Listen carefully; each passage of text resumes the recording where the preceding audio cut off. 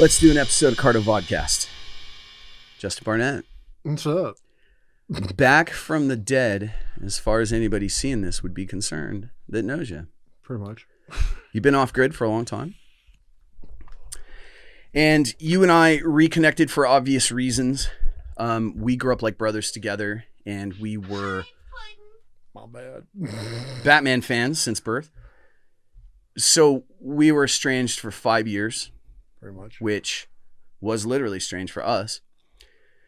So we lost touch and we got back together, and I asked you to come tell your story on this show, because what this show has become for me in developing it is just human interest stories. These are conversations I want to have. Right. These are questions I genuinely have, and I hope other people latch on to the answers, because some of these answers are outrageous or profound. But you got a story that's personal to me, and that's not normally a story I'm in this studio telling. Right. I don't have so many questions anymore because you and I have talked, but I feel like you have a lot of answers.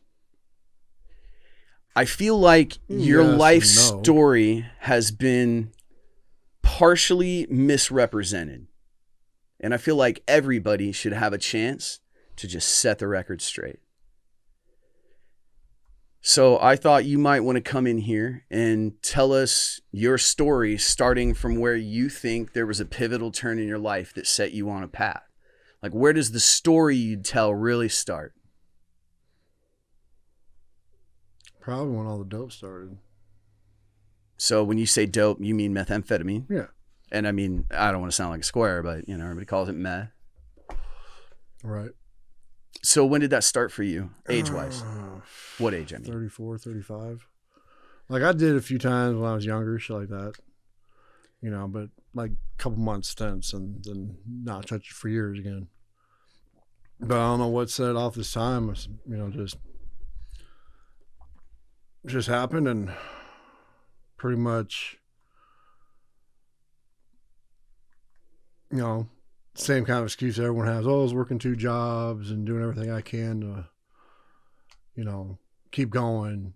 You know, weekends I was putting in like shit close to 60 plus hours in 3 days. I had 2 different jobs. So, I mean, I was needing something to kind of help me. It helped. I had control of it for a while. Then realized, yeah, that was a joke. You never have control on that shit. So people know the punchline now, right? We start with the punchline. This is partially what we're going to talk about. I think people can start to imagine how 2 family members' story is about to evolve, given the premise we just laid out, right? So Right. Let me back things up just a little bit and paint a picture for people. So I grew up in Southern California, spent my entire life there until I was 31 years old, I believe. You and I grew up like brothers. Yep. I was out of Long Beach. You were out of San Diego. We spent all our holidays together. Yep. Spent summers together. Your house, my house, weeks at a time. So our fathers, Carl and Charles, are brothers. Mm-hmm. And we grew up like brothers too. Right. So we were really close. And I mean, hell, we're only 9 months apart. 9 months apart. That's right. So I'm 42 and you're just barely ahead of me at 43 now. And No, that's, I'm not we've even talked about 43 it. yet. You're not yet? Oh, no, of course. You're June 9th. Yep. And it's funny because I'll bet you there's not 4 birthdays I know, but when you grow up with a brother, you just kind of know it. Exactly. You know? So we had that close kind of relationship. And I ended up moving to Missouri for a number of reasons. But so here I sit, and I was living with you. I mean, I came to the family home. You guys gave me a place to stay. And everything was really good for a while. And some stuff kind of took a turn, and that's about the time you're talking about. So now I'm living with you guys in your parents' great big giant home on their orchard on this beautiful property in central Missouri. And your wife lives there with you guys and your 2 daughters. Right. Big home, plenty of room, tons of room. This is a cool family home, like a generational home. And I get to stay there, and it's this good environment where my Aunt Laura, who always took care of me growing up, second mom, of course, is cooking for me again. And it's this really wholesome time for me, even though I'm going through some bad stuff, you know, the tragedy of a divorce, things like that. Right. Your life had some things going on at that point, but you and I were still hanging out daily. We're still going out for a beer once in a while. We're working construction together sometimes. Well, and then some things start changing for you. Well, it was probably about 6 months, maybe a little bit more, before he moved out. When my one buddy had a heart attack and died right there at the house. Now, I want to lift the pin on that. That's something that's profound. Your best friend in the world at the time dies in front of you in the home you live in. Yep. What does that do to you mentally? Dude, it sent me down a freaking hellhole. Like 20,000 questions. Could I have done something different? You know, I should have known the signs because of everything that happened with Dad. Unpack that for people. Unpack the situation. Well, like how it went down? Yeah, so this is your best friend, Alan. You guys are just hanging out at like a barbecue, hanging out. right? He came over. And he started kind of feeling a little weird on the way over to my place. And by the time we got there, he was like saying he was having like really bad like acid reflux and stuff, and got real hot. Then like 10 minutes later, he just started acting real weird, and I started getting a little concerned. I'm like, "You all right, man?" He's like, "Yeah, I'm fine. Just like, I just got some bad heartburn or something." I'm like, "All right." And then no sooner did I turn around, he just doubles over out of the chair on the ground and gone. Like that. Was he using at the time? I don't know if he did or not. I can't remember. Fair. I But mean, this was a guy that had a history. Yeah, of, when he was younger, yeah. You know. But not like this recent. What age was he at the time? 45, 46. So he's 46 years old, kids? Yep. Married? Mm-hmm. So this wasn't a guy that was doing drugs every day? No. But maybe had a history of it. Smoked weed.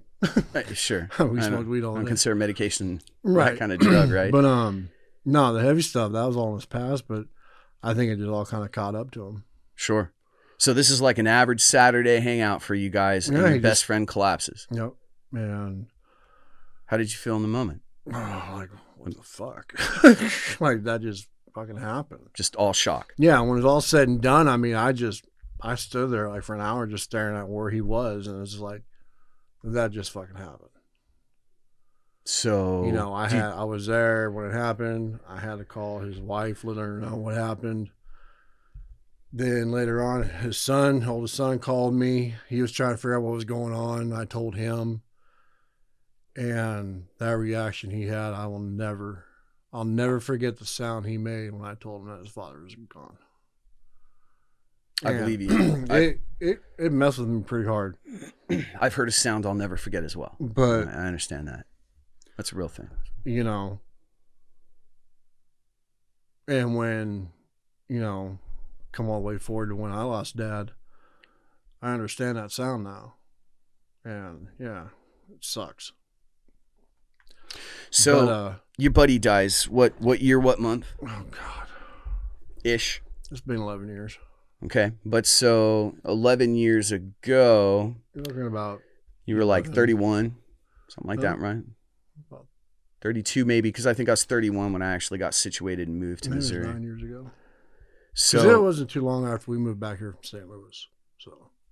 So I think that's something that we also need to lift the pin on. You had an inheritance, or maybe I shouldn't have targeted where it came from, but you had a bulk of money that you invested in building a home. And I know that story and the drama, the true drama surrounding it has been kind of an integral part of our family story forever. Right. Yeah, I'm not ready to pull a pin on that one. Okay. That's yeah, no, we ain't going there. You think it would cause too many personal problems? Yeah, I'm just not doing it. That's totally fair, man. I mean, there's never any pressure here to talk about anything you're uncomfortable with. But I think that maybe one day, but yeah. It adds to the situation to tell people that you thought you were showing up to your own house, and then that didn't happen, which was pretty much out of your control. And so now you're living nearby in your parents' home, which is what we were talking, right? So it just kind of adds to the fact there's some pretty big frustration in your life. Oh yeah, but I mean, probably good 7 out of 10 times, you know, it was practically my fault. I fell into a bad depression and couldn't get out of it. Finally did get out of it. Was doing good for a while, and then about a couple years after that is when the dope started, and about a 3.5 year downward spiral where I just pretty much lost everything, went to jail. And so when you say the dope started, let me ask you, because a lot of people. I did that first night. Then within a couple of days, I was out buying some. So when you say some, and we're talking about meth, let me ask you, like, how does that just happen? I understand you're going through something emotional, but I can't just walk out the door and get meth. So how does that happen? No, I mean, just I was at a get together with some old friends. Someone had some, did it, and then got a hold of them a couple days later. Said, hey. Sure. Yeah. That's just where it goes. And you meet new people, other people. I mean, it's escapism, right? Oh, God, yeah. I mean, it just took everything away. All the anger, all the pain, all the frustration. Sure. But at the same time, maybe not give a fuck. Right. You know, I was losing time with my wife, losing time with my children. So, and I didn't realize it because I didn't care. Because, you know, being on it just changes like that.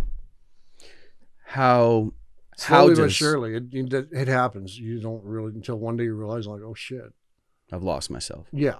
No, it was pretty much when I woke up 3 days later when I got arrested. Sure. That's a lot of people, right? Something jolts you back into reality. I mean, something gives you that reality check. But yeah, I mean. So what's the allure of meth? Just describe the feeling. You don't have to revisit it basketball diary style, but it just takes everything that's pissing you off and frustrating you away. Sure. I think a lot of people are sitting on a bar stool right now because of that, it's just another way of dealing with your problems, except it changes you. It's a fucked up way to deal with your problems. So how does it change your mind? How does it make you not yourself? What are the effects? You just think you're not doing nothing wrong. Like you're doing no wrong. You got to answer for everything. You know. And you feel good on a high, right? Yeah, you feel good. So you're elevated and you feel like you're charged up and kicking ass. You can pretty much do anything. You know, if I was using it at work before I went to work or something like that, fuck. Now, see, it's really funny because I moved to the Midwest and that was the first time I really started hearing or using the expression meth, right? But it's funny that people look down their nose at it so hard, because I got to be honest, I've been around coke heads in my career, particularly around the fashion industry, and I think it's much worse to deal with those people. But what's weird is amphetamines have been a white collar drug forever. I mean, we know presidents and Hitler, they got shot up with it. And well, I mean, look at Adderall. Yeah, I mean, there's all kinds of it out there. Except, you know, it's here for good. You know, the way they make dope and the way they make Adderall, you know, it's night and day. Sure. And probably a lot safer to do. But so this is worth me unpacking also for folks' perspective that might be listening to this. I suffered from a misdiagnosis, a medical misdiagnosis for years. And I don't have to go real deep into it, but essentially what it boiled down to was I had some PTSD and some trauma. Right. And those are mental issues, right? But they found a minor chemical imbalance, which is just that I make a lot of dopamine. My brain's always pretty happy. Right. Makes it tough to sleep. But because of misdiagnoses over the years and whatever leanings the medical community always has to put you on pharmaceuticals, I've had struggles with compounds inside my body that I'm putting there on purpose, changing my physiology and my mind. Right. And now I feel like I lost 15 years of my life by being on pharmaceuticals. Well, I remember when we were kids, you know, we were always going, especially you. You know, and everyone just thought you were overactive, overhyper. You know. And I was a hyper kid. I'm a hyper adult. I wanted to blame sugar and everything, but yeah, of course, you know, back then that was like crack to us now. But well, I mean, I skated, I rollerbladed, I sponged, I surfed, I was on track, city track, football. Even for all that, like I'm talking, we were like little. Oh, we're still popping balloons in our socks for New Year's? Right, you know, shit like that. Yeah, sure. No, I was always a hyper kid, and it turns out my chemical imbalance isn't so bad, but it gets misdiagnosed a lot. And that caused a lot of problems in my life. And there were times I didn't act like myself. And I can sincerely say that today I've proven that I've returned to the person I was that people knew. Right. Which in my mind and through this therapy work I've done kind of vindicates that I really was that person. And it really was these pharmaceuticals that made a distinct negative impact on my life. Oh, yeah. So I get it, because you're just putting a methamphetamine in your body. It's in everything. It's in MDMA. It's in all kinds of stuff. And it got This to is a the different point, form. like you said, you know, you lost 15 years to it. I mean, when I cleaned out, you know, when I came home from prison, you know, I was lost for like a good couple months. Like I didn't go anywhere. So let's Like, get I came people to there. see you that one time, and even driving to your place that night, like it was fucking weird. I want to touch on that. Somebody that you and I know is a mutual friend that I won't name on air. Good guy, and he shared with me some information about spending time in solitary, and just how it's changed. I mean, this was just me extending an invitation, dude. I mean, I wasn't ever like solitary confinement or nothing. Yeah, but to go from society to any form of prison is equivalent to going from prison to solitary. I'm guessing. I've never been. And before I went, I mean, the longest I spent was 30 days. How long did you end up doing this last time? 15 months. I did 11 in county and 4 in prison. So let's get people there. There's a treatment, but I mean, I was still in a prison. I think a big portion of the story is how you got there, and you know the details are certainly up to you. But I just got caught with dope a few times. Was in trouble for that. I was on probation for some other stuff, and snowballed.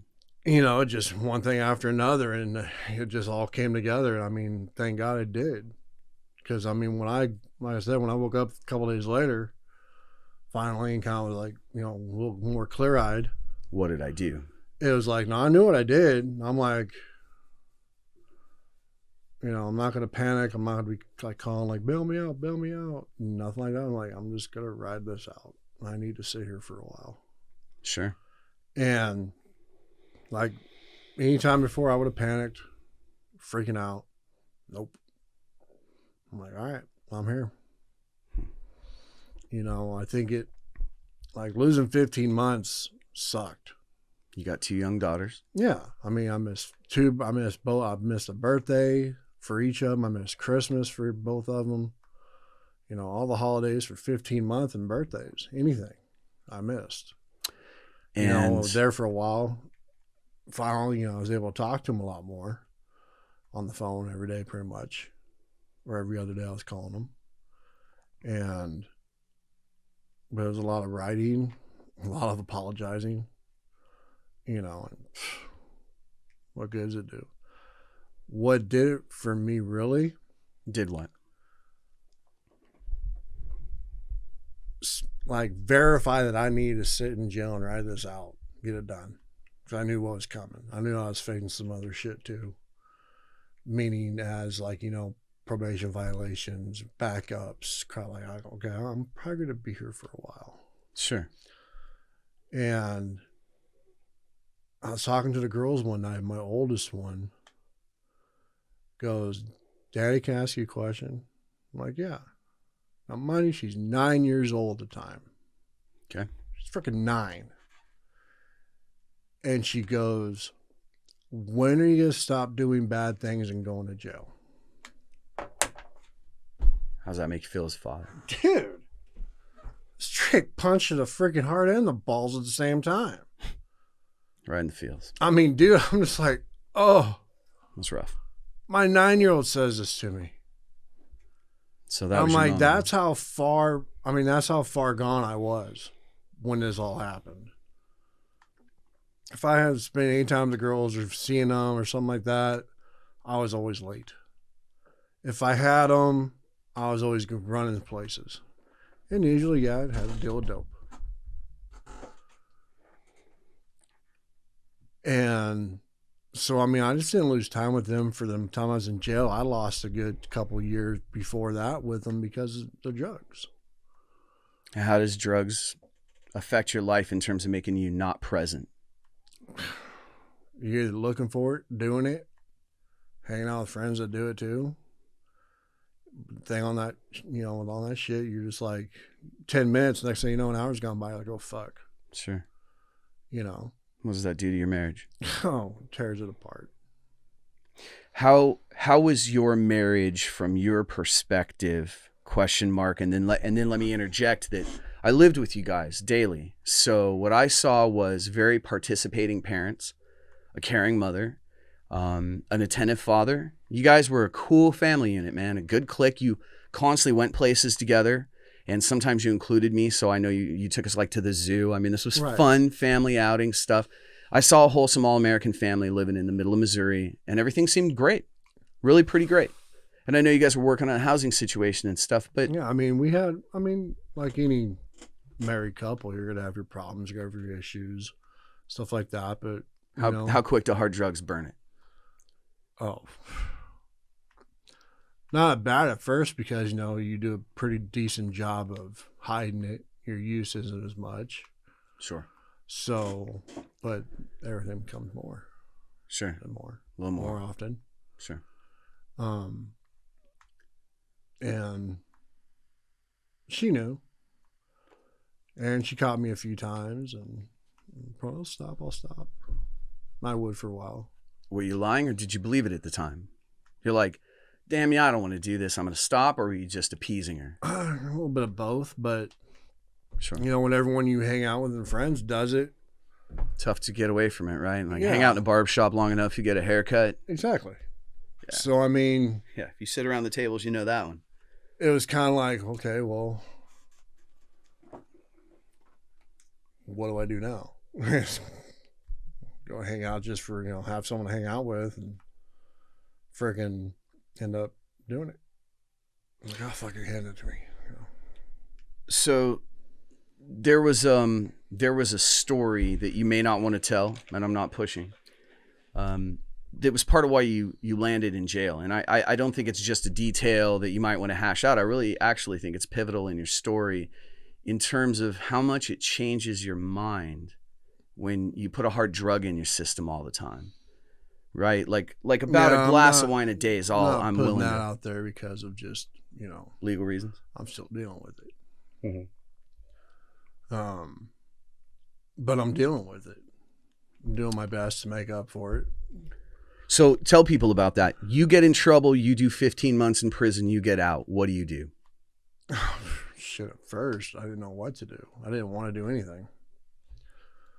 Well, yeah, I mean, that was right off the bat, have a cigarette. And it was kind of like pissed me off because... Sorry, no, it picks up the noise. Oh, I quit doing it for so long. Quit smoking for so long. And then when I was in prison, there's ways to get tobacco. So every once in a while you have a cigarette.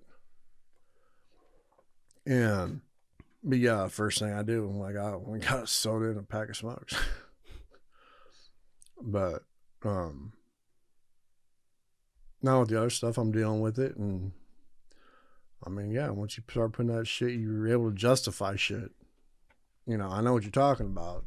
So, I mean, I can say, when you put the hard drugs in it, you're able to justify it somehow, make it seem like I'm not doing nothing wrong, really. Well, I mean, even look at bodybuilder guys, roid rage. They beat the fuck out of their girlfriend or something. And no guy in their right mind is doing that. None of us want to do that. And these guys do it. And it's like, don't get me wrong. Maybe that's that human. But you kind of hear about it more with the guys taking a lot of steroids or something. Hormones are very powerful. The human body is just a chemistry set, and you dump heavy duty stuff in there. You get some pretty weird results. It's kind of a mixed bag, right? Well, I mean, they've even proven that with dope that I can't, your endorphins. Mm-hmm. It hijacks your reward system. More. What it does, it shuts down your natural endorphins. So every time you smoke it, snort it, shoot it. It's the only way you're getting them. That's how you get it. That's why you're so when you come down, you're just so bummed out because you have nothing in you. Yeah, you don't have a sunshine machine anymore. They're right. No you go outside factory. A beautiful day, money raining from the sky, and you're sitting there going, fuck. So I wanna finish explaining that when you got out of prison, you went and got a job, 40 hours a week. Right. Now part of that's court mandated or I mean, it's court mandated, but I had to do it anyway. Sure. Because why? You had to pay reparations, right? Oh, I got restitution payments and restitution. Other stuff I'm paying for. Plus I got my girls and all that.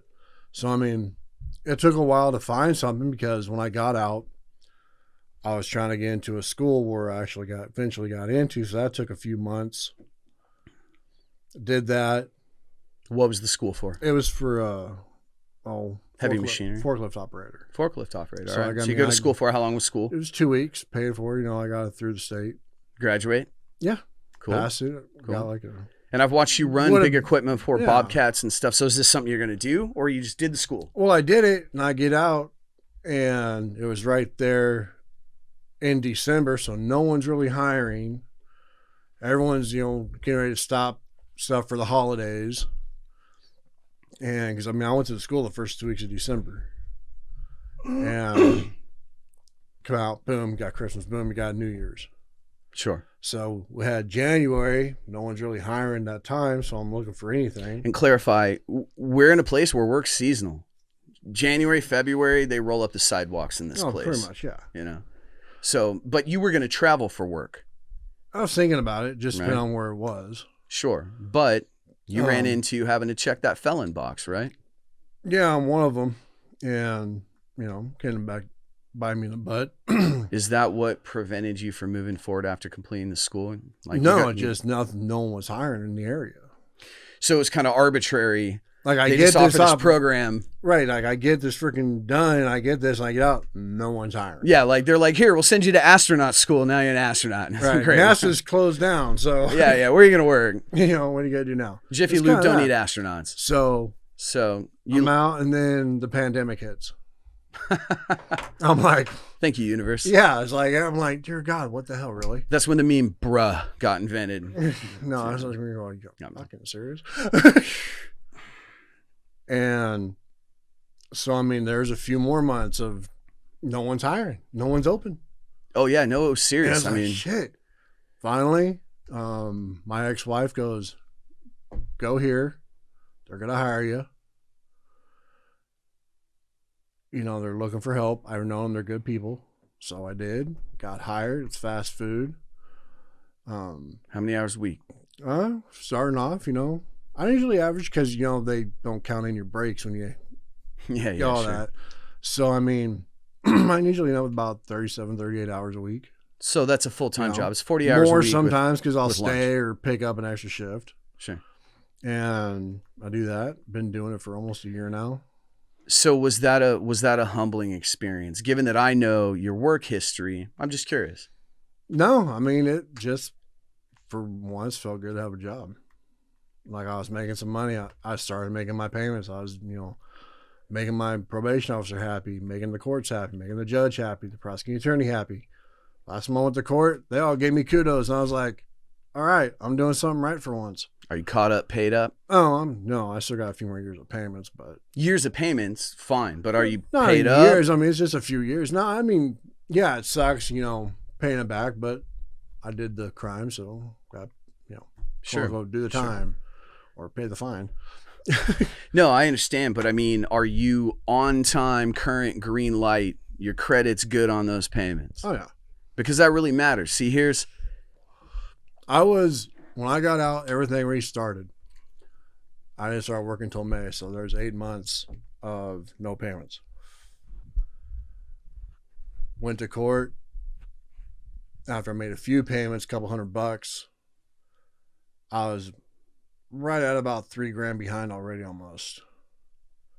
And on payments for restitution, child support? Just restitution. Got it. And so I was like, shit, I'm like 9 months behind by the time everything goes. And judge come back 6 months, see where you're at. I'm like, all right. Came back. I was paid up. I was even. How's that feel? So in 6 months, I pay over $3,000 almost trying to get caught up. I think I fell just a little short, like about $2,600, but still $2,600 in 6 months. Oh, that's great, man. And it's just like, that's what I had to do. So where do you stand today in your life after losing, you told me at one point, about 5 years of your life, right? Pretty much. To drugs. Yeah, a good 3.5 years on drugs and then 1.5 years in prison. in jail. Okay. And it sounds like you're absolutely 100% still dealing with the ramifications of that today. Yeah, but at the same time, it's like, it sucks. I'm not going to lie.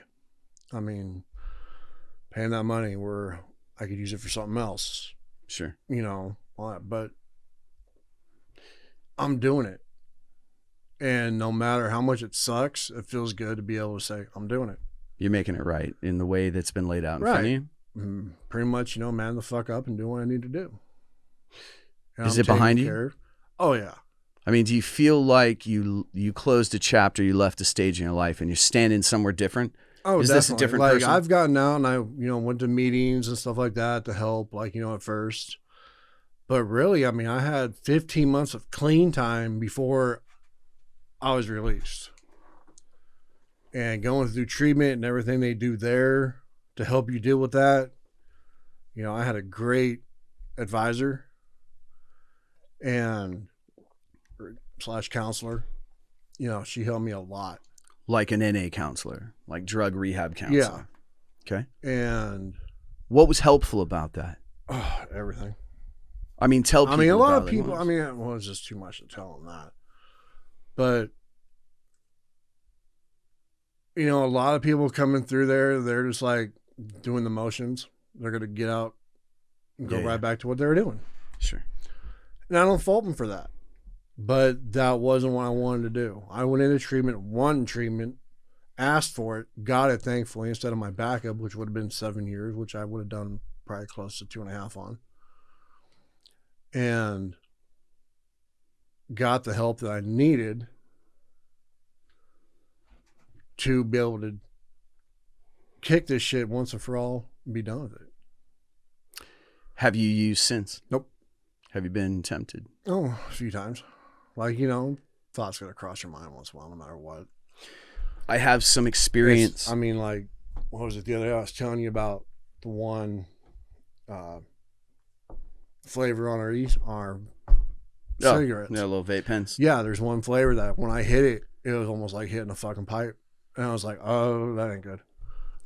So let me ask you about that. What have you done to change your life, to change, the size of the diameter of your life? Did you have to rein that circle in, tighten that up? Did you have to fire friends, prune friends? How do you stay safe? As soon as I got home, I started kind of messing around with Facebook, and I went through the list and just got rid of anyone that had to deal with that crap. Did it work? Yeah. I run into people, oh man, what's up? And I could tell they're still using. I'm like, nah, bro. Like, nah. Yeah. People hitting me up, seeing me I was back online, shit like that. Sorry about you, dude. I was like, sorry, I'm not about that no more. Like, is that hard to do? No, it wasn't. I mean, it sucked because I've never been one to want to. Not going into this, but because of other things growing up, I always had my friends. Your real friends. Yeah. Genuine friends. And no matter what, drug friends. I treated all my friends like family. I remember you being tight with a lot of people. So it sucks having to cut those people out, but it was something I had to do. If I was going to go forward. For your safety. Yeah, if I was going to go forward, if I was going to stay clean, make things right with my family, make things right with my girls, my ex, everything, that I had to do this. Sure. Like, when I got out, I was 41. And what's that feel like? Start over at 41 from zero. It sucks. Do you feel good about how far you've come? Oh, hell yeah. In a year and a half, yeah. I've been at the same job for almost a year now. I like it. I like the people I work with. That's great. It matters. Making pretty decent money for what I do. That's cool. Yeah, I was surprised, to be honest, when you told me. I was like, wow. And so, I mean, I really have no complaints. Do you like your life now? Yeah. I mean, I got a real tight circle that I deal with. Stay safe. You being a good chunk of that one. Appreciate it. And yeah, I mean, there's a few things I wish I had still, but who knows? One day I might get them again. So you have hope? Yeah. I mean, I'm not dwelling on it, but it's there. All right. So. Can I ask you the questions I honestly want to know? And you're welcome to pass on any of them. Yeah, but you do know some of the ones we're not Sure. going to even mention. That's completely fair. I never want to have an uncomfortable conversation with anybody. Well, no, I just don't want to put that even out there. Completely fair. I think you'll find where I'm inquisitive to be some pretty safe spaces. I really do, starting at the beginning of you paying for your crime, right? I want to ask, how did our court system treat you? I'm really curious. The court system was good. Okay. They're pretty fair to you. I mean, they let you go to rehab? Like when everything first happened, oh, they're out to get me. They're out to get me. Well, I did do it. And, it's just their reasons and my reasons were so off key that it just made me feel like I was getting fucked over. And I wasn't. Looking at it now, I wasn't. Do you feel that what they assigned to you to repay was fair? Oh, very fair. Very fair, meaning you felt it was lenient, or very fair meaning for what I could have been doing? Yeah. You're grateful for that? Oh, hell yeah. Do you feel that when you've completed what's court ordered, that's going to repay the people you've harmed in that situation? God, I hope so, because what happened to them, it was messed up, but yeah, they're definitely benefiting from the situation. I'll put it that way. Sure. How's your relationship with your daughters now? Great. I talk to them. I like to hear that about anybody. I get my weekends with them. I get to see them during the week here and there. Sure. Once in a while, I'll just get one of them, and like I'm the oldest one, and my ex-wife will have the youngest one for the weekend, so they just get some one-on-one time. Then, like a couple weeks later, we'll switch. That's cool. So each of them get some good one-on-one time too, which that's great. It's awesome. You get to do a little different things at times, and you don't hear the bickering. I want to do this. I want to do this. I have to share, it was really strange for me. You and I had never not spoken for like 5 years ever. We hadn't spoken for like 5 months, not spoken rather, for like 5 months ever. So that was pretty wild for me. And there were some points I was pretty upset at you, of course, but in abbreviated terms, I missed being around the girls, and I was mad at you for that, but I just missed them. They're great girls. I loved hanging out with your wife. So part of that was difficult for me. And I know that there's a lot of family stuff that ties into it, but I think that my questions lie more on the side of, do you believe in a soul? And if so, do you think it has a ledger? Mm-hmm. Do you believe we have a soul? There's something. Something meaning something more than this tangible world we're right. in? I think there's something. Do you think what it is? I don't know. I get it being a freaking cuttlefish floating through the freaking cosmos. We're a jellyfish in aliens koi pond. Right. Right. Our whole universe. Or turn into some magical space dolphin and be friends with Loki. Who the frick knows? I think you should write for Marvel. So, do you believe that something is keeping record, keeping score, keeping track? Does your soul not really like doing tallies on your ass, but so no heaven and hell, I think when something does happen, like there's the sayings that there is, like you reap what you sow. What comes around comes around. Sure. And it definitely does. Do you feel like you can make right what you've done wrong in your life?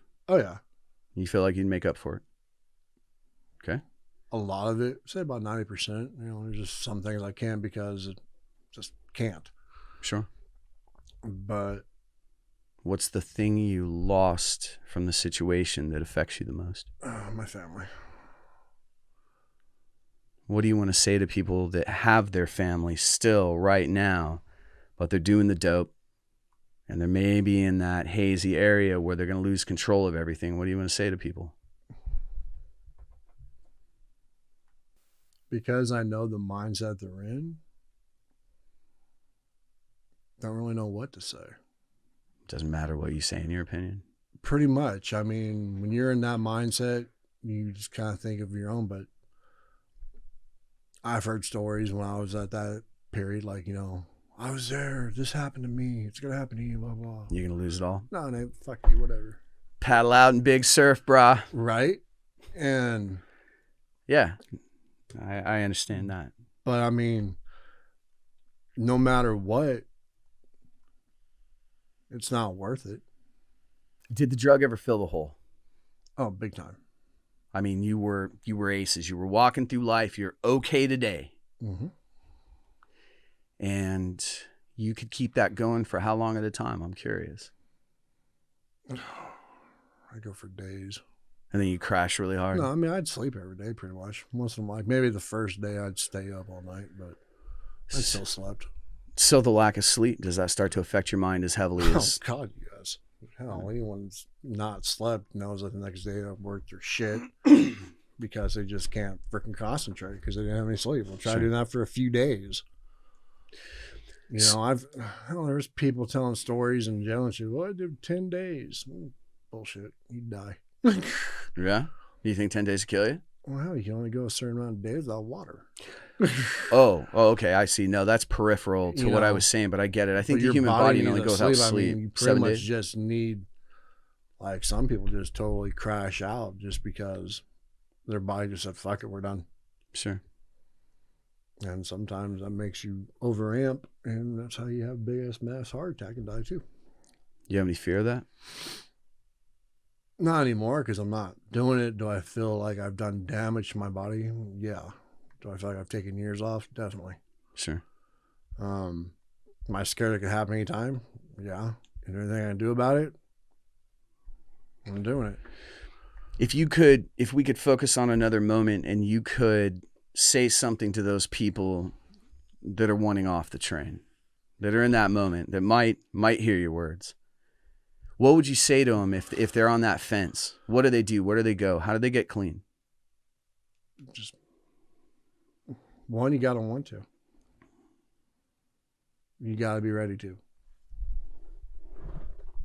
And there's places, hell, everyone's got a freaking access to the internet now on their phones or someone's phone, a friend's phone, whatever phone. There's a squirrel in that oak tree in my backyard, and I swear to God, I see him on Facebook at night. Right.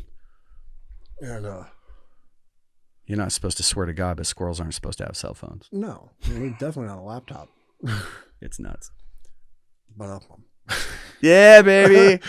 All right, so. But no, I mean, just do it. It's worth it. I mean, it's worth it. How? It's gonna suck when you realize everything you've done wrong. Right. Because that's a real smack to the face too when you just have that clarification of, oh shit. But does it feel better on this side? It does once you actually do something about it. So if there's somebody standing over a toilet right now with a bag or about to throw that pipe out the window and they're on the fence. Do it. And you're telling them fucking do it because it feels better today. Right. It's worth it. You can get your life back? Yeah. Well, you've certainly built a life, right? I'm witnessing it myself. And I don't think people are really aware you and I reconnected and I really didn't worry about it specifically because we used to have a big family, and I suppose we still do, but you don't feel it anymore. It used to be close-knit. Oh, yeah.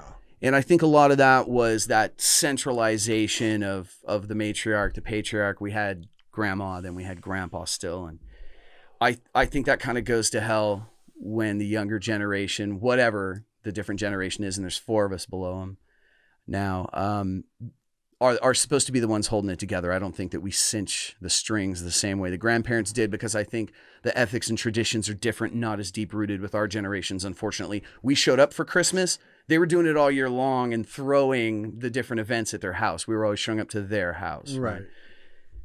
A lot of that's gone away for different reasons, but I've heard you convey to me after we reconnected and had a legitimate conversation, adult conversation, that you felt really misrepresented. Is there anything you'd like to say that you feel like would air things out? Is there a final word you'd like to have? Not really. That's pretty gangster. I mean, for the simple fact that, you know, you want to know how I'm doing? Send me a message. Text me. Call me. And what if they don't want to know how you're doing? No. Oh, well. Sure. That's life, right? I read some, Actually, I might have saved it. And it hit home so damn hard. All right, here it is. Go ahead. When you truly don't care what anyone thinks of you, you have reached a dangerously awesome level of freedom. Dangerously awesome. Okay. I'll read that again because I totally messed up. Good. When you truly don't care what anyone thinks of you, you have reached a dangerously awesome level of freedom.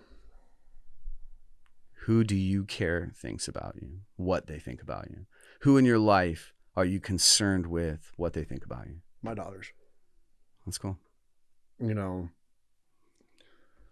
like the old saying, you know, the daughters usually marry someone like their dad. Oh, help, God, please no. Do you feel equipped as a father to weed somebody out? Do you feel like you have? Oh, I'm gonna scare some street shit's pretty damn bad at first. Yeah. I mean, you got like legit street knowledge, right? You got legit street cred. I mean, just I've been there, I've done that. Very much. So you can smell it. Can think of anymore. See, CD, that's what I'm saying. I grew I mean, up they Long might. Beach. I mean, but we were that age we too. did everything.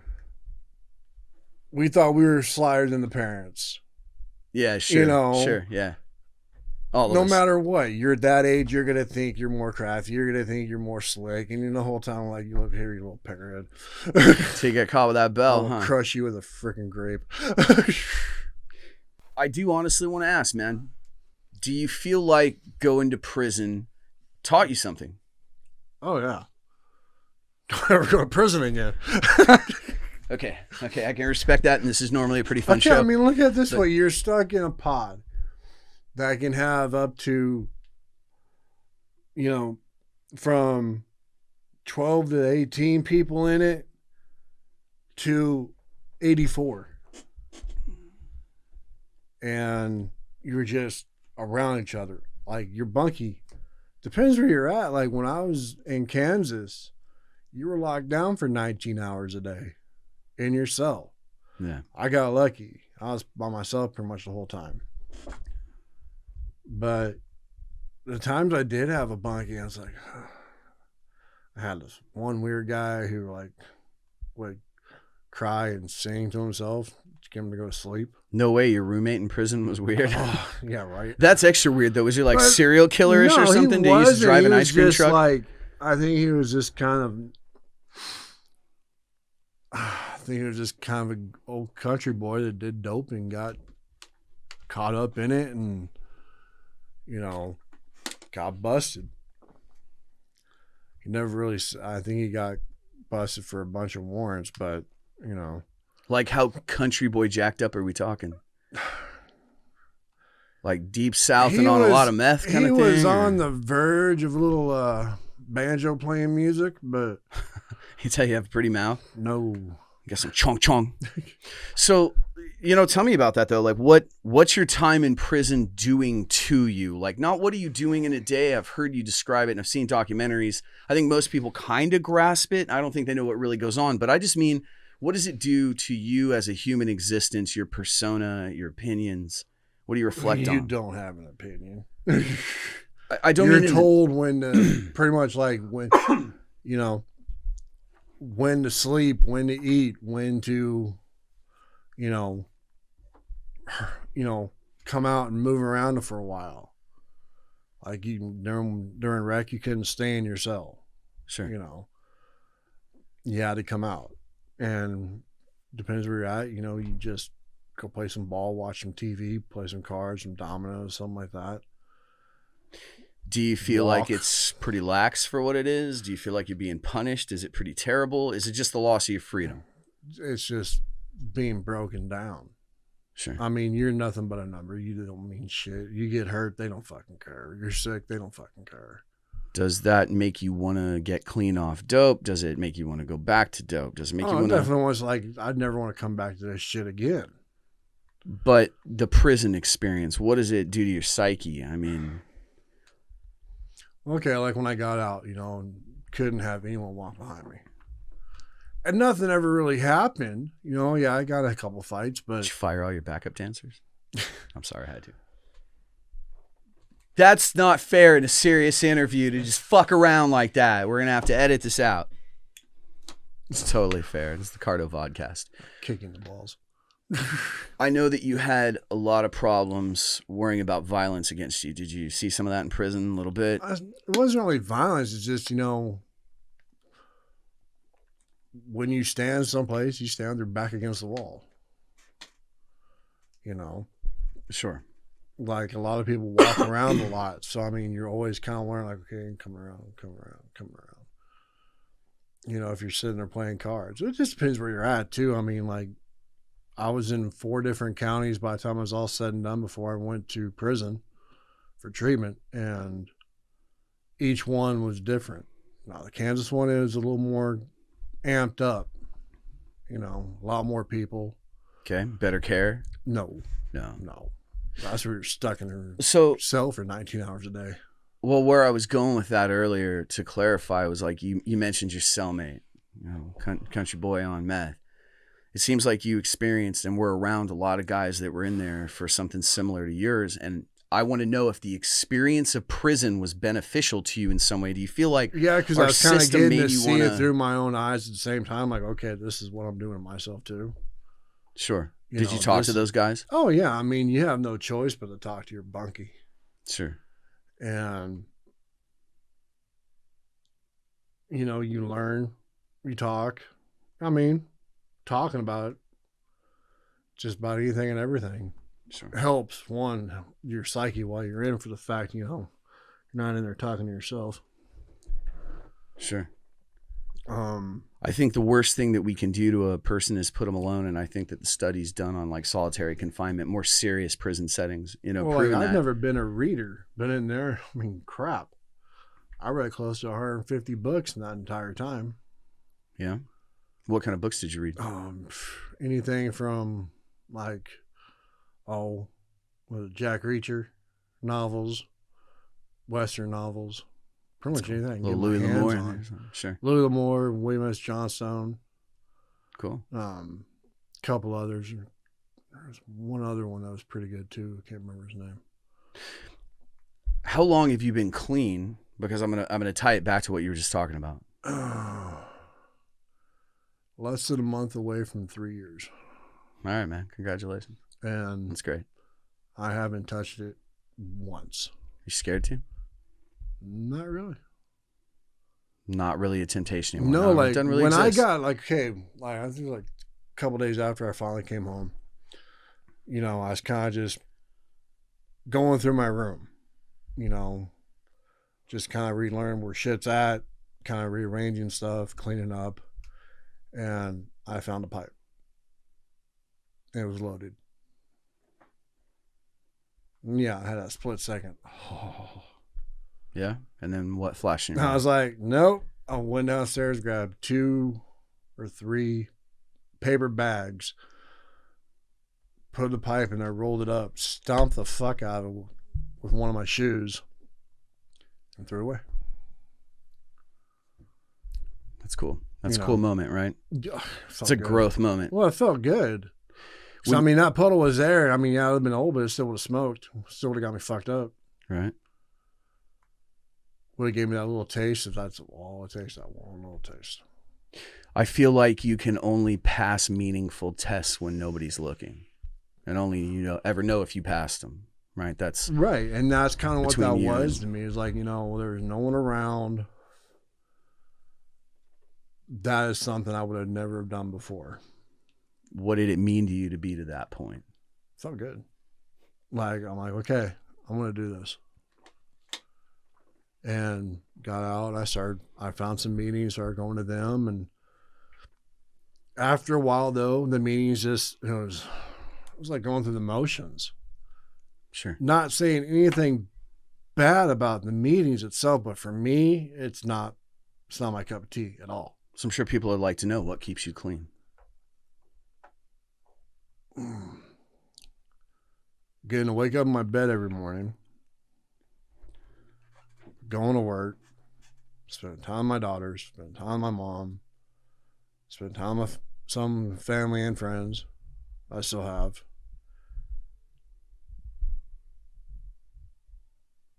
Doing the work. For once in my life, I'm actually doing what I'm supposed to be doing. I'm not doing nothing wrong. Is that a growth I for get you? up, I go to work. I don't call in. I don't, complain about it too bad. Yeah, I got hard days. Who doesn't? Got days I don't want to go to work. Who doesn't? Still get up and go. Right now we're so short-handed. If I call in, we're fucked. But Oh, I'm gonna send Aiden. So they already like that at Target. Right? Yeah. Yeah, I've been in there. Side note: have you seen all the closings for a lot of the restaurants for the nights? All of a sudden, No. because they're so short-staffed, they don't have enough people to work the night shifts, so they're closing early. And there's some well-known like places at the lake. Really? Couple restaurants. Wild. Can't remember which one it was, but one was like, damn, really? Interesting. Always a shortage of good people, right? Well, it's like everyone says, like, there's no one hiring. There's no one hiring. Oh, shit. I watch a lot of documentaries. Right now, no one wants to work because they're making more money off of it than anything. Are people still getting paid like PPP unemployment? Is that still a thing? I think it's still going until, next month? Seriously? Okay. Like, I mean, some everyone's places getting, got like hit really an hard. additional, like, $300 every freaking week. Showing too much skin over here. Over where? Oh, no, just my shorts are right on the backside.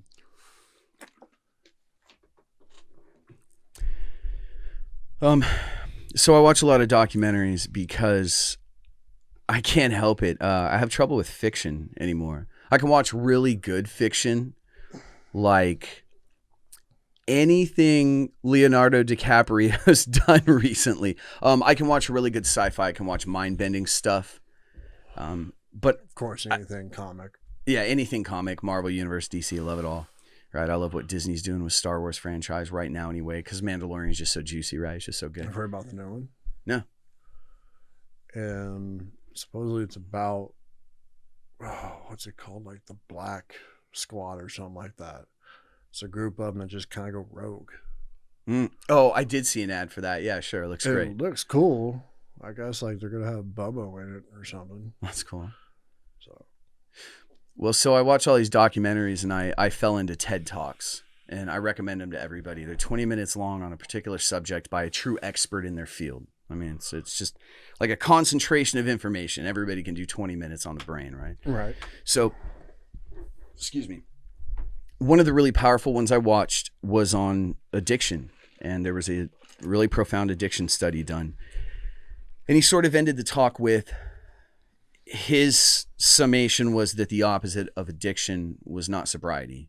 The opposite of addiction is connection. Do you feel that's true? Yeah, in a way. I mean, you were missing something in your life. You were missing a friend. You had worried something. There was a hole. Yeah, I mean, just every day-to-day frustration. And you just let that get a hold of you. It just took it all away. The common tasks of a day just don't hurt Anything. anymore. Sure. Anything that would cause you stress, or, I mean, the only thing you would stress out about now is like, where are you going to find some? Yeah, I always wonder about that. Like white wine moms, that's a serious thing, and you people know who you are. And I'm not judging. I'm judging in no way, but it's a real thing. And I think our society spends a lot of time pretending alcohol isn't a drug and coffee isn't a drug, or caffeine, to be specific, of course. And I mean, cigarettes. I used to be a little judgmental. I'm not judgmental at all anymore, I hope. I'm trying very hard not to be. I'm trying to make that leap in my journey. But I have to ask you, do people change? Yeah. I believe that too. What do you think gets them there? Like, what do you think helps people really change? The main thing comes down to it. You gotta want to do it. Mm-hmm. You can't be told. You can't be forced. Can't be punished into it. Nope. So what about all those guys in prison so that they'll stop doing meth? Is that going to work? If they want it to. I mean, what worked for me isn't going to work for anyone else. Did the therapy? I mean, there's a chance. Sure. Everything happened for a reason with me. That's the way I look at it. Like, the times that I got away without getting caught. You paid for it. The times I did get caught and still, got put on probation or got bonded out. I mean, how one time I got arrested. What the fuck? It was a Friday night. got bonded out Sunday afternoon, and got arrested again Wednesday night. That's some Jesse James shit, man. And then straight spent the next like 3 weeks in jail, missed Christmas. Fuck. Now it's the first time it happened. I missed 2 Christmases, just at different times. And So- then like 5 months later is when that happened. I went to jail for 15 months. Sure. And there's this, Wake up call, huh? it was, I mean, I just wanted to be done with it. I had my chance. And yeah, there's a lot of times I'm like, fuck. You know, when you start hitting that, 6-month mark, year mark. I mean, I spent 6 months in one certain jail waiting on a public defender. That sounds about right. Every month I go up, oh, none available, we'll bring it back next month. Just like, you freaking kidding me. Let me ask you about that, because I really don't have an opinion, but I'm curious. Did you feel like you deserved one? Because that wasn't a speedy trial, right? That wasn't swift. No, and I was there on probation violation. That's all that was. Sure. 6 months. But on the a thing speeding about it ticket is, kinda thing, yeah. that particular, I'm not going to put no names out there, but that particular jail is known for overpopulating their jail because you get more money. You get the state gives you. That's every private jail in America. Get Right. fucked. And It's it all came corporate out dollars, that baby. there was a certain higher up, judge-wise, that owned the property the jail sat on and got a percentage of that each month because he owned the property. Is that a real thing? That's true. There's a God honest real thing. I mean, it's not The outlandish. in a way. judge I was completely forced believe to it, of course. retire or face charges All right. after like a lifetime on the bench. Yeah. And Aha. but the I same like it when way, they tell same me. thing. He got busted, but So, he walked away from it. Hmm. You know, I mean, there was some cells that only had 2 beds, but there was 3 or 4 people in there. I mean, you still had like your pad to sleep on, but you're sleeping on the floor. is that legal? Oh, hell no. Just is what it is. huh? Because you would know, like when inspections came around, all of a sudden they start shuffling people. Sure. You saw no new faces coming in, but you saw people getting shuffled from one pod to another. Is that so you got a bed sometimes? That's so they weren't overpopulated. They passed inspection. Oh, shit. And then as soon as it was over with, getting stacked again. That's intense. It was fucked up. Do you feel like our legal system's fair? You've been deeper into it than anybody I know personally, so I'm curious. Was it when it all shook out at When the it end? comes Did you down kind of to get what you me, deserved? when it comes down to me, yes. Okay.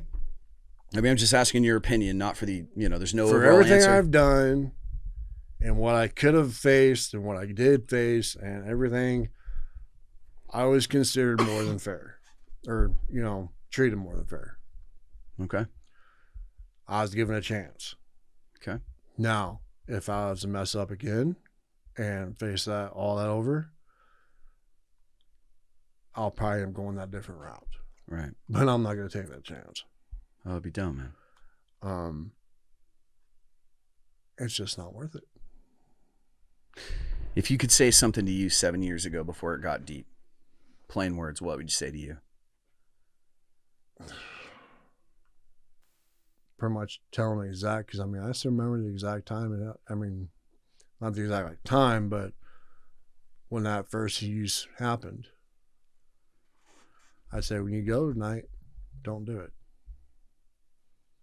Not worth it. Just, stay the fuck away from it. And what do you think would have helped you hold on to that moment of strength the next day, the next temptation? What would have filled the hole? What would have helped? I don't know. Do you feel like people Probably just not so much tell myself to suck it up, buttercup, but toughen up? just like, look, you're going to get through this. You just got to ask for help. Like if I would have gone to my ex-wife and said, look, this is what's going on. I don't want to do this no more. I want us to be fixed. I want everything. Help me. She would have in a heartbeat. I know her, and I know that to be true, of course. What stopped you? What was the fear? I didn't think I had a problem. The whole mindset. You do it, and it tells you don't have a problem. Exactly. That's pretty powerful stuff. Or, you try to when it starts an argument and that part kicks in and then you're doing no wrong. Go Nitro. Yeah, it's just, boom. It's a double-edged sword. There's no good thing from it. Do I miss some of the things and the effects of the drugs? Yeah. Those things were fun. Is it worth it? No. Is it going to make me do it again? No. That's a powerful evaluation, man. I mean, it's serious growth as a human. But who even knows the fucking shape I'd be in right now if I would have kept going the way I was. Or if you'd be in any shape. Except, or horizontally on a freaking hole somewhere. Buried. I'm really glad it didn't go that way. Obviously, I don't have to say that to you. When you grow up with somebody like a brother and you watch him go through something like that, it's difficult. It was probably maybe particularly difficult for me because I didn't have a lot of room to talk. I had my own struggles. Yeah, you had your own demons going at the time, and that's what caused us to separate like we did. Sure. Because my demons, your demons, were not good bedfellows. And it caused us to clash in a way that we never had before. That was new territory for us. It really was. Here we are in our late 30s and we're in mid-30s, and we're facing territory we never faced before. Shit's coming out we've never said before. Yeah. But I think that's... Did I honestly think it needed to happen? In a way, yeah. Between us. Like, we had to have it out a few times. As adults, not as 10-year-olds. Right. Because we never fought. Yeah. We always had fun. Yeah, it's like that in a good relationship. The fights are bad because you're unequipped to fight. You don't have any practice at it. Right. And then having it out like we finally did, even though it was not the way it should have happened, for sure. Sure. But being able to come back from that, like I've told you before, it feels so good to be back at this spot with you again. Because this is what we always talked about growing up. It certainly feels like we graduated some point. This is a new chapter. Right. I like the house I bought. I like the car I drive. I like the people I spend time with. And there's certainly a lot of maturity compared to what we used to spend our time doing. Oh, yeah. I felt... I'm never going to be completely mature, right? Let's be honest. We invented Saturday morning cartoons. We're Toys R Us kids. Yeah, that's right. But I do certainly feel that we graduated something, and we've, probably just closed a chapter on our lives, and that's nice. Beating those demons. Yeah, truly. And we kind of did it during the same time. Just yours went a whole one way, and mine went a whole another way. And we kind of came back together right when that was all coming to an end and beginning again. You know what I mean? Well, I think it was really natural. I just got out. You just got divorced. Yeah, I think it was always going to be natural for you and I to reconnect. It was a matter of, was the static resolvable, right? And it was. I mean, yeah, when I first showed up that first night, you were kind of like, what the fuck? It was wild. Plus, you didn't know it was actually me because you hadn't seen me, and I looked definitely a lot different. Dude, I hadn't seen you in a couple of years. Yeah, I mean, I literally didn't recognize you standing on my porch at my front door. It took a minute, really. I'm glad to see you back to yourself. Right. And see, I've described to people the Justin that I always knew, the fun-loving guy that I always hung out with, and we had like really good kid fun together all the time because that's what you should be doing with your free times, enjoying it, right? And we were the best of pals. Something changed in both of us. People change. We both kind of had a dark time. Mine was very different than yours. Doesn't matter. It obliterates your life for a while. Right. But I think that real human beings pull themselves up by their bootstraps and figure out, status check, what the fuck's going on in my life? What do I need to change? And we both did that. And that's a nice test to pass. And you could fail it tomorrow. So could I. Everybody can. But it really is kind of a proud moment to have actually dealt with things. When people actually ask me how it's going, and I can say, pretty good. I mean it. That's kind of cool to be able to actually say, because no one ever really means, well, you know, I'm doing good. It's earnest. You know, and it's just natural reaction. But right now, doing great. I mean, That's really nice to hear. I got good people around me. I get my girls. I got a good job. Is that the meaning of life? You've got a good rhythm to the one you've got? Right. And I mean, it's kind of like, I get it. Yeah, it's the same old song and dance day after day. But the little things, I've always been a little things guy. You know, getting that weekend with my girls, getting that just to see them for an hour or two during the week or something, talking to them on the phone. It makes it all worth it. Sure. You know, hanging out with my friends.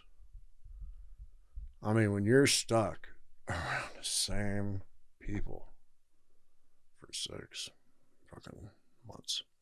Yeah, right. Helps if they're cool. And if they're not, damn. And I mean, someone irks you the wrong way, you can't get away from them. Yeah.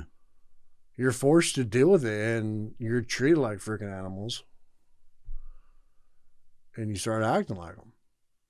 Affect you? I mean, people, I mean, yeah. I mean, like, you kind of get a chip on your shoulder against the freaking people working there because they're assholes. Well, they're assholes because of shit we do. You know, you always tell the new guys because they're friendly. They don't walk in and say, all right, fuckers. They're not jaded yet? Right. You know, I'm bleeding. Tough shit. Is that a real thing? Oh. Tough shit? Yeah, I mean, trust me, when something happens, unless like there's like a riot or like, you know, you start banging a dude's head off the freaking, you know, metal freaking tables and all of a sudden a cracked blood or something. Yeah, there ain't no rush. Like the few fights I had in there, it was already done over with, and I'm sitting back down, the other dude's sitting back down, and they're like, yeah, stop that. They come in, all right, what's going on? We're like, next. You know, and they pull us out and talk to us, and you know. Okay. You know what's funny though is one of them, I kind of gave me a whole new respect for, you know, guards. Me and this one dude gets into it. I didn't think he was going to do it. And he did. He punches me. And he's right in front of me. He just goes, bap, like that. Hits me in my head, just kind of does this. For the record, Justin's 6'3", 330? Yeah. 6'4". Professional football player, ex-professional football player. I would correct someone over an inch too. I would. Excuse me. It's 6'4". Yeah. Size 18 shoe. Yeah. And the thing is, he hits me, my head just kind of does this. And all of a sudden, I look back at him, and I see the look on his face go from, oh, shit. And I'm like, run. And he takes off, and I chase him down. Dude tried to run into a shower with another guy in there to get away from me. I think it was my celly who was in the shower. Also hurried up, go, what the fuck is going on? And I grabbed him by the shirt and I threw him down. I had him in this lock. And I'm like, all right, you got one or two choices. One, this is over now. And don't ever do something stupid like that again. Or two, I'm going to bang your head off this table when we get up. Does anyone ever take option B? And he's like, is anyone like, he's like, oh, I'm done if you're done. I'm like, hold on. I stood up and went, bang, bounced his head one time, said, now I'm done, and let go. And a little bit later. So they have ping pong in prison? Yeah, a little bit like I had his arms locked where he couldn't even put them in front to help him. I banged his head one time off the table.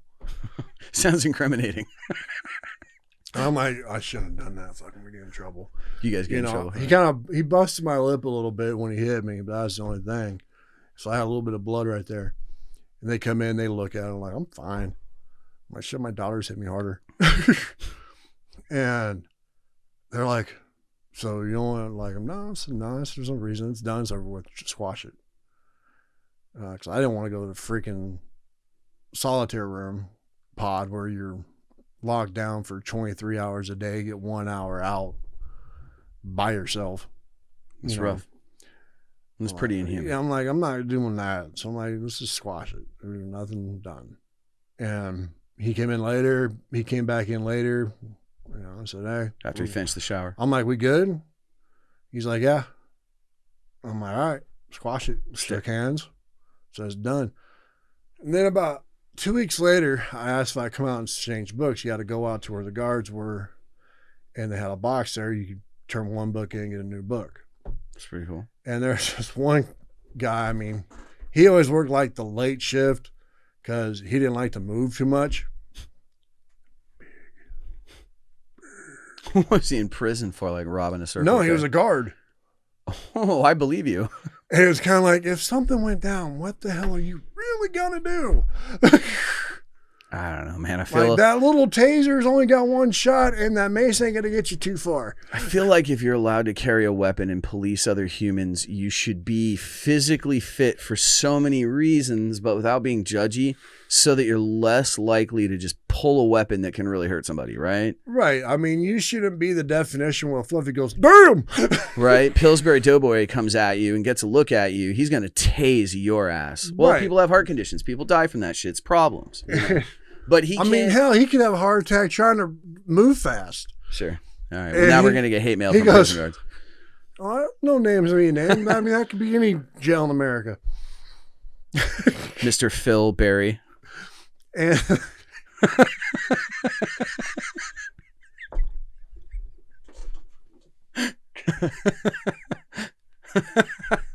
we do very serious interviews on this show, right. As you can tell, sir. Anyway, he starts laughing. He goes, hey, Barnett. I'm like, what? He goes, because they always call your last name in there. Like, I almost forgot my first name was Justin.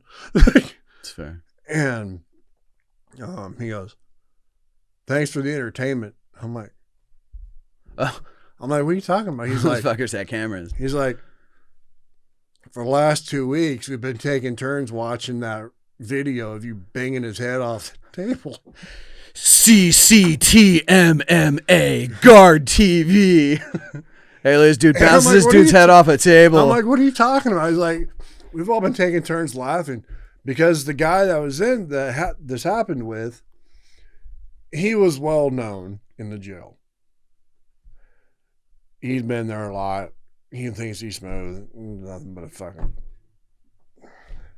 I hate to call someone a piece of shit, but you know, never once is gonna like matter to the equivalence of life on earth. That's fair. And no one liked him. Like, he always get put in different pods because he get chased out. Who you have to be unpopular in prison. I know, right? Well, then he was a snitch too. Ah, fuck, that's rough, man. You know, that's he was looking at some hard time, but he was rolling on his partner. What were they in for? What did they do? I'm not going to put that out. Oh, okay, that's fair. No, I'm sorry. I didn't think about the politics of it. But anyway, sorry, like, Crowbar Joey. He's like, yeah, we've been laughing our asses off watching you bounce his head off a freaking table like that. It's like, one, it's funny when he punches because we're all like, here it comes. And then he just takes off running, and you're just like 3 steps, had him by the shirt, and you're like, come here. Just grabbed him. And he's like, yeah, we've been having, I said, can I see it? Dude, you got to come do an episode of I'm just like, prison life. I'm Just like, tell us dude, how it really you got to is. like take me back. So just take me there and just show me real quick. Put me in cuffs. You know, he's like, I can't. I'm like, come on, you can't tell me about that and not let me watch it now. It's fucked up. The guys in the shower had them. And I was just like, fuck. But that was like one of the funniest. If someone was running at you and you're in the shower, are you flattered for a minute? I'm kind of frightened. Like, Well, the thing is, that Pacific jail, like, you have like one wall, and that's where all the cells are. Then you have one shower stall with a curtain, and then a sink and a toilet right there with a curtain. But no prize wall. Facing the mirrors that are one way that the guard, because it's like a big octagon. And you walk into the middle of it and there's a station for the guards. And there's a big walkway around that has doors in each pot.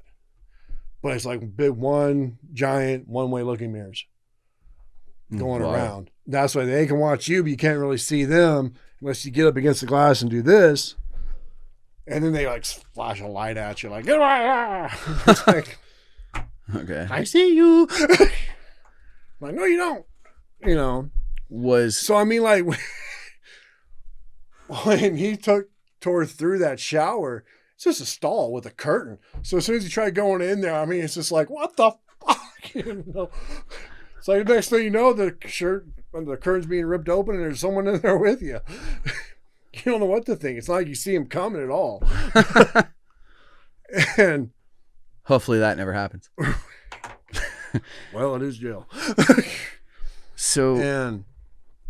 But like that was like one of the things like I actually look back and kind of chuckle over was just some of this stupid shit like that because it ended up being so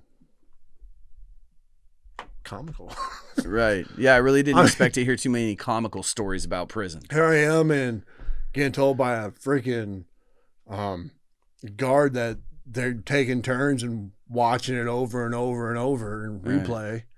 Being bonging this dude's head off a freaking table.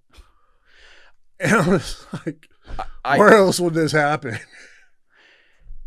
I do think it's nice that in a setting like that, I mean, in a literal prison, that you can find a way to smile. That's pretty cool. Because they stuck me in and I'd die in a day. I mean, you got people that are actually funny. That's cool. That know it. So they kind of take the role of keeping everyone laughing and doing stupid shit. Class clowns. Like, yeah, treatment. There's this one dude.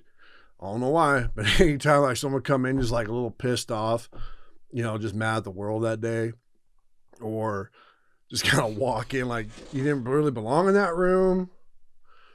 He's in prison. Does he ever walk in singing show tunes? I'd be mad at the world every day. I pretty much like he would, or he'd have a shirt off. He's always after treatment hours when it would happen. He would just drop trowel and walk at you naked like this going, is this what you want? Is this what you want? I feel like that's a t-shirt now. And it's like, I feel like the second you post this video, that's on t-shirt, like, okay, something.com. Like, I've seen this dude's junk way too many times, and not in the, like, definitely in the wrong fucking environment to see his junk this many times. That's the title of the video now. You know, and you just get other people that do crazy shit, and you're just like, I mean, it's totally like, why the hell are we doing this? Why the hell are you whipping your dick out? But for some reason, it's so fucking comical. So real shit though, just dealing with that kind of lunacy every day just start to fuck up your head after a while, because you do got a couple, you know, people definitely. I don't have to see too many dicks unexpectedly. Well, not that, but you just got people in there that are like fucking nuts. But you learn just stuff like, hey, how you doing? You doing all right? Are you able to stay to yourself? Stay away from coffee. There's some nutbags in there, right? Oh yeah, scary shit. Scary guys, murderers. Oh yeah. Not like in treatment so much, but like when I was in Kansas, that was pretty much the worst one I was at. It wasn't like worst as in like being in jail, but it was the worst of who you're in there with. Yeah. Like, you know, a guy down below me was in there for 2 murders. Was he a serious dude? Kinda, but we played ball. Like here I am playing ball with a guy who's on 2 murder charges. Dude's just playing people. Who with me he's cool with, but you know, that could change in this, you know, all of a sudden someone showing up on his shoulder going, kill him. Yeah. I would have maybe not. It was nuts, but I mean, you gotta tell him no, we can't play. No, him and his friends I can't see are welcome to play balls. I'm gonna pass the ball right to nobody. Plus, you need another guy. He's like, I got one. I was kidding. He's like, shit, no, I gotta find another. No, but I mean, I had no problems with anybody. Like, I got into a couple fights, but It was pretty much because you're in there. You can get into a couple of fights going to Walmart for paper towels. But yeah, but the reason they happen was because you're in there with the same people day in, day out, day in, day out. Same routine. So you're not an advocate for marriage then, huh? It's not that. I mean, I get it. No, I get it. That's a tense little environment. people's their daily clicks eventually just start annoying the fuck out of you. Are you talking about like gang shit? No, not like clicks as in like a click, like they're little clicks of their body. Like, some people just do certain things. Oh, sure. And after a while, you're just like, stop doing that. It's You about to get annoying. you some French fried taters? Something. It's just like this one dude, like for some reason, everyone walks a certain way when you walk around the pod. Just so you're moving around, not sitting on, freaking metal. And this one dude would always walk the opposite way. Just to be a contrarian? Well, you notice it at first because no one ever walks that way. After a couple months, you're like, dude. Is he from England? I don't know. He could be. It's fine. He was just going the opposite way. He was on the left. He's like, undignified Americans driving on the wrong side of the road, heathens. But, it's just sort of like that. And you're just like, eventually go, why do you walk that way?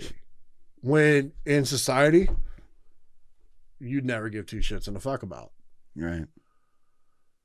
So, I mean, I'm dead curious, seriously, because I know you're telling some of the funnier juvenile stories, the lighthearted side of it, but I've heard you tell some of the more profound stories about what it did for you going through the therapy and stuff like that. And you don't have to tell that story again, but I just want people to be aware that, you opted for special prisons where you could get therapy for addiction during your jail time. A 90-day treatment. How much did that turn things around for you? A lot.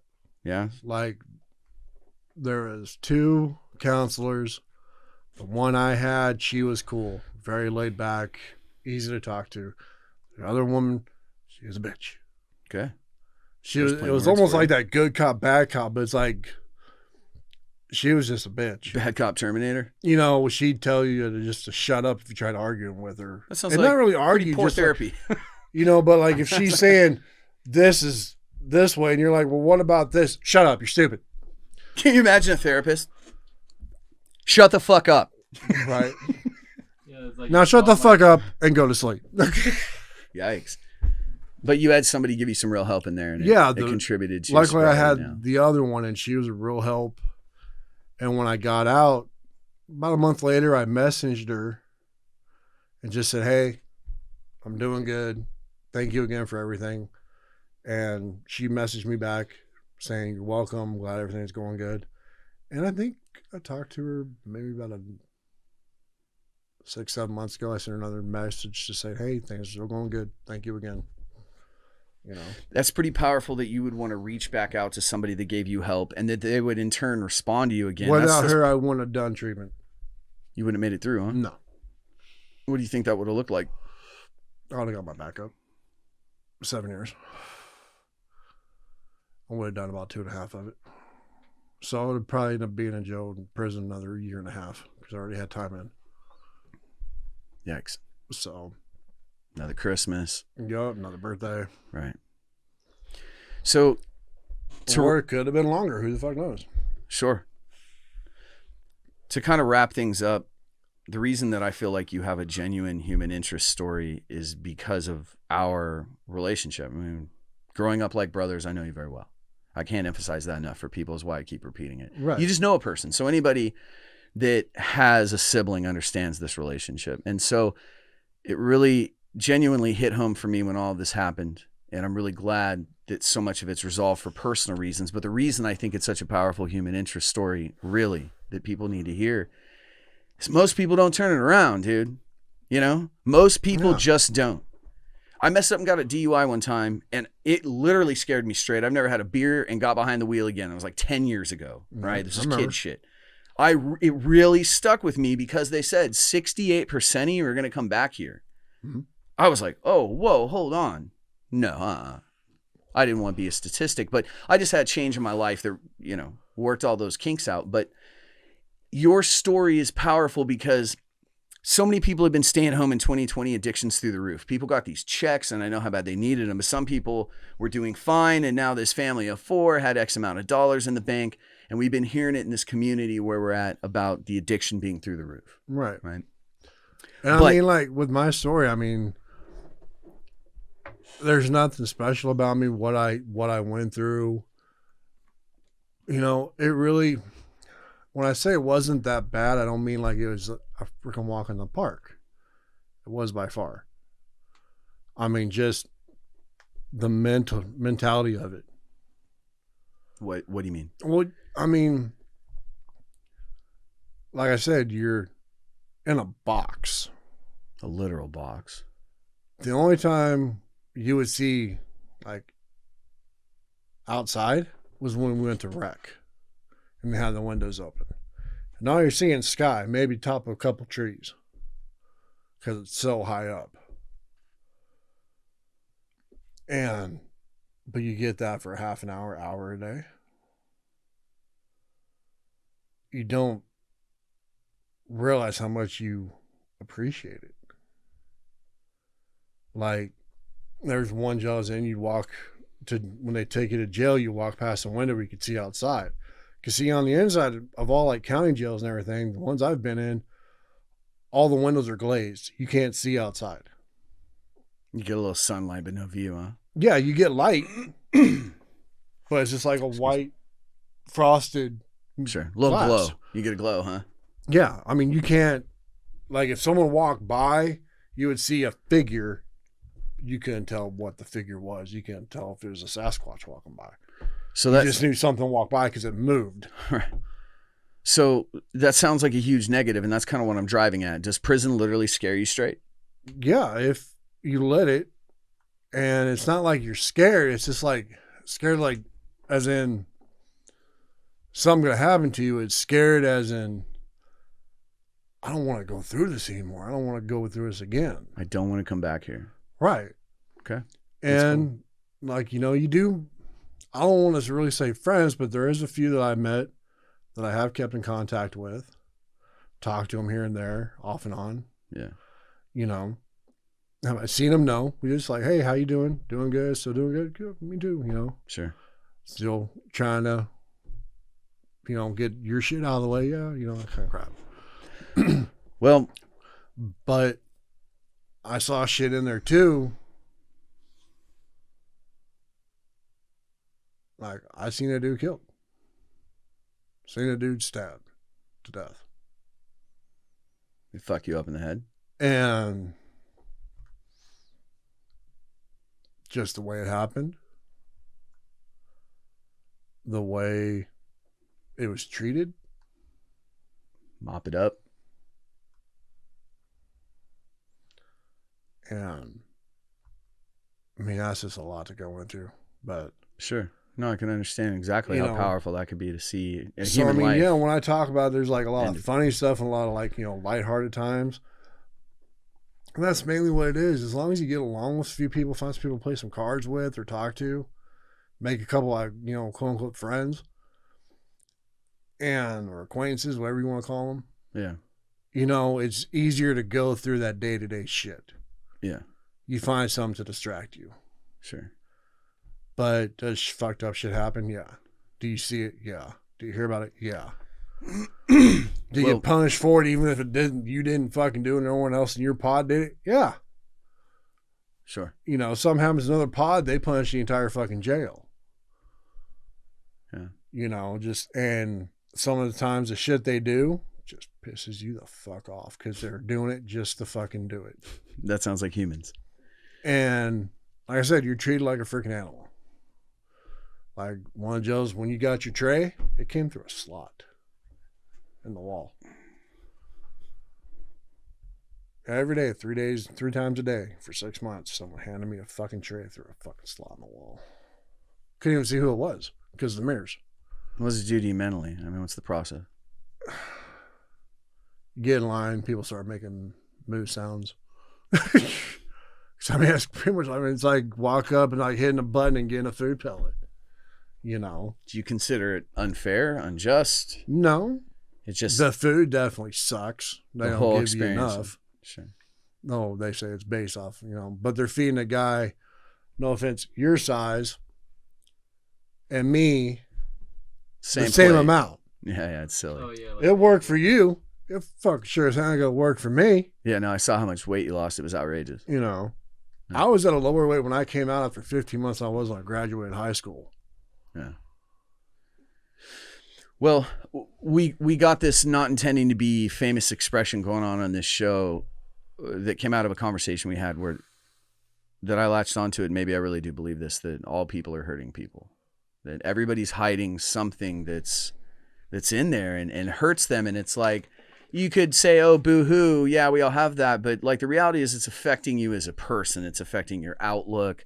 It's affecting the way you interact with people. Everybody has that. And I have a lot of people in my life with addictions, and I'm going to be like real specific. I want to sound like I'm picking on somebody first is why I'm stuttering, but I don't like it when people look down their nose and judge, period. And I hear it a lot, but I know people doing the judging, and they're like eating themselves to death. They like maybe used to be a cheerleader and now they're maybe dying early from their weight. You have a serious addiction that exists. Okay. Mm-hmm. I got a friend that I think probably lost a job over that it's like you're kind of eating yourself out of house and home in a literal sense. Mm-hmm. Food's a huge addiction. Okay. How about gambling? People act like I don't do drugs. Really? How's that mortgage paperwork looking? Right? Not just that, but how's that scratcher you buy every day when you stop at the store on the way home. Little stuff, sure. But that stuff's fairly harmless. Fairly. I mean, arguments can be made both ways, but I'm talking to people the dyed in the wool addictions. Oh, and then the classics. Everybody's got a lot of stories about a lot of dope and stuff that they did in their past that I keep hearing all over. And I see a pretty good cross-section of society in my marketing firm. And you just get these funny little guy-to-guy stories thrown at you sometimes. Oh, yeah. Everybody has a past. Everybody has a history.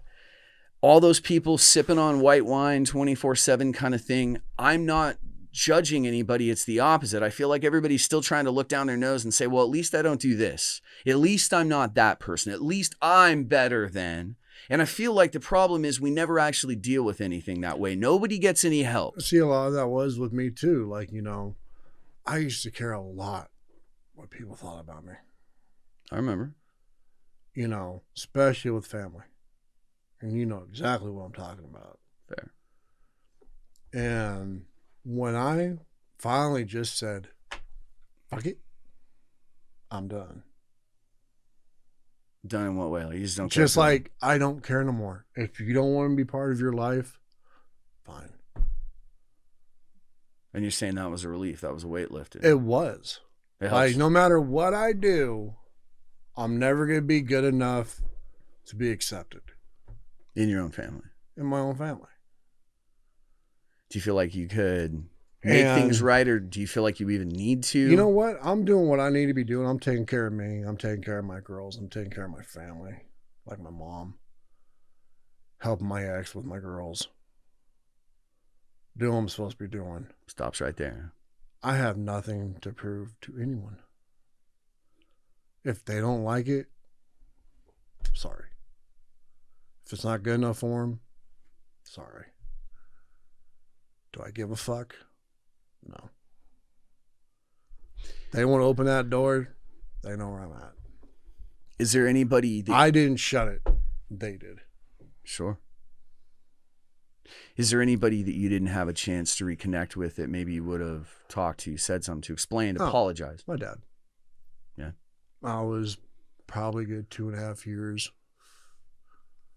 almost 3 into my addiction when I lost him. And there's a lot of times I could have had with him that I didn't because I was out running around doing whatever. Or not helping him out when I should have. There's nothing I can do about it now. Do I feel bad? Yeah. Am I sorry? Yeah. One day I'll get a chance to tell him that. I hope. But he knows I loved him. I know he loved me. That's all I freaking care about. I know that when I first asked you to come do this, there was a lot of hesitation, and I don't blame you. It's some really personal stuff. But I genuinely thank you for explaining it to me in this setting, because this isn't just for sake of cameras. This isn't for sake of anybody else. I say it all the time that the reason that we worship in churches is it's a place set aside for what you're there to do for its purpose. And there's something special about that. There's something special about sitting down in a room that is dedicated only to having a meaningful one-on-one conversation. And I feel that even though we had an abbreviated version of the history of everything, I think people can see that what I'm driving at is that there's a lot of regular people suffering, and all the judgment and all the feeling better than isn't helping anybody. And and if that's the element of society you're worried about. One thing I could tell people that are going through the same shit that I went through is you're not alone. Other people are going through this. I can't believe how many and what their stature is in society. And the thing is, you're so close to each other, you probably pass each other 5 times a day on the street. And everybody's so embarrassed to stick a hand in the air and go, I need some help, man. I need some help. I was too embarrassed. I was too proud. I didn't think I had a problem. And like I said, the reason things worked for me is not because I'm special or it's easy to do. Just the way everything went worked for me. It went the way that I needed it to go.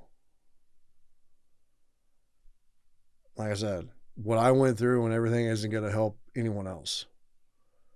But what you're going through, what you have gone through, as long as you want it to happen, that will help. Like, I used a lot of that shit for motivation. Sure. I mean, Tyson probably learned to box different than Ali. Well, it's just like, you know, one of my main drives, actually the main drive for making everything work like the treatment, was my girls. What my 9-year-old said to me a couple weeks into jail, 15 months before I came home. We need to stop doing bad things. I didn't think I was. The entire time. I didn't think I was doing anything bad. But when you realize it is, and you realize who you're hurting, like, yeah, I knew I was like not being the greatest dad by not spending time with my girls. Yeah. Did I really think I was having that much of an impact? No. Was I being told I was? Yes. Did I believe it? No. We all dig holes, and that ain't the test. The test is what you do about it when you realize it, right? Right. When you don't think you have a problem, no one's going to tell you different. You know that as well as anybody. Yeah. I mean, yeah, our demons were different, but we went through the same shit. And that's exactly why I wanted to talk about it, because I think that a lot of people are embarrassed to. And guess what? I'm embarrassed too. Right? I mean, nobody heard my story tonight. Mine's pretty powerful too. Mine was rough. I lost 15 years of my life, man. I'm kind of bitter about that, to be honest. I'm working through those things, but these stories need to get told, frankly, for the people that are still suffering. And right. I know that because of another component to my story, but people just need to hear things like this, but they need to see that it can turn around. Right. And I'm not going to say it's easy. It was a bitch. Sure. I ain't driving a Rari. No. But you feel good. Do I got money in my account? Yeah. Am I paying my bills? Yeah. Can I go buy a ticket and fly somewhere for a weekend? No. What are your plans for the future? What do you want to do? Dream big. What do you want to do? Same thing I want to do every night. Take over the world. Snarf. That's where Snarf came from. We were 80s kids. I didn't watch much Pinky and the Brain. Okay, thank you. Then that's where I got it from. Like, oh, Snarf. Yeah, okay. His name was Snarf, but that was the noise Pinky made. Go Snarf. Oh, yeah. Pinky and the Brain also. It's funny you say that. You know why I wasn't a Thundercats fan when I was a little kid? Even though little kids loved... Because of Snarf. Because he was so goofy. I mean, these dudes are big, jacked, bodybuilding cats with fucking Wolverine claws, and they have swords. And oh, you know what? For shits and giggles, the swords shoot fucking lasers. And then you got a Snarf. He-Man had Orko. I know. They always have the comic element. Every movie has it, right? You know. No, I get it. At least Orko could do some sort of magic. I mean, what the fuck does Snarf do? Snarf. He ended up distracting in one episode. I watched a couple episodes of Thundercats because for my mom's birthday, I got her like the sword, Uh-huh. and she was like, "Ho ho," because I told her to do that, and she didn't get it at first, but then she watched the intro, and then I was like, "Oh, okay," and then we were just watching it, and I was like, "It's kind of goofy because they're like doing flips and stuff, running," and I'm like, "Oh, okay." And then there's that one guy, I forgot his name. He's like mummified. He's like yeah or something like that. Mumra. Comes out. Yeah, Mumra. He's like, I fucking can't even. I can't even. As a professional creator, as a creative professional, I'm in a room, and we're like, "All right, Johnson. All right, team. What are we gonna call the mummy guy?" And some guy goes, "Mumra."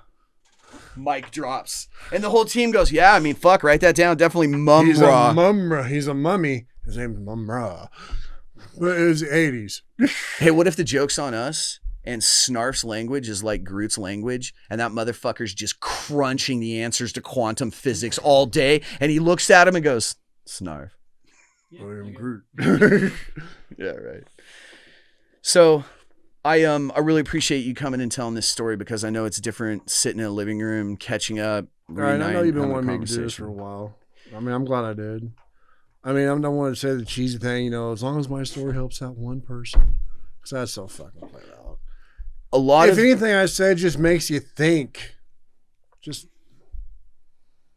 stop what you're doing, just think for a minute. and Even though that's it's going to be hard to do, right. but just think like, is this worth it? It's not. It's part of the reason that I wanted you to do the show because, you know, I'm on this really meaningful, profound journey in my own life right now. And a lot of what helped me was when the dentist pulls the wrong tooth out of my face and I got to be on camera and it's incredibly embarrassing. And I did it anyway. I just pushed through it because I really wanted to have the conversations, right? And you get through that embarrassment. And I think that's part of it here, being past the embarrassment. But the big thing is seeing myself on camera still bothers me a lot. And I'm going to Johnny Depp it and like never watch episodes that I film. But my point is you're going to see you on camera. You're going to see you doing okay. And it does something to you to see yourself doing the best you've done in a long time. Right.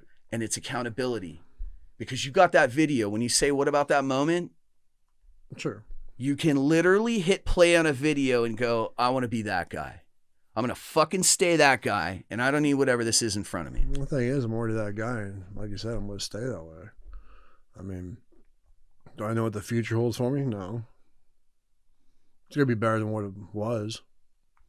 Right on. It'll be the best I can make it.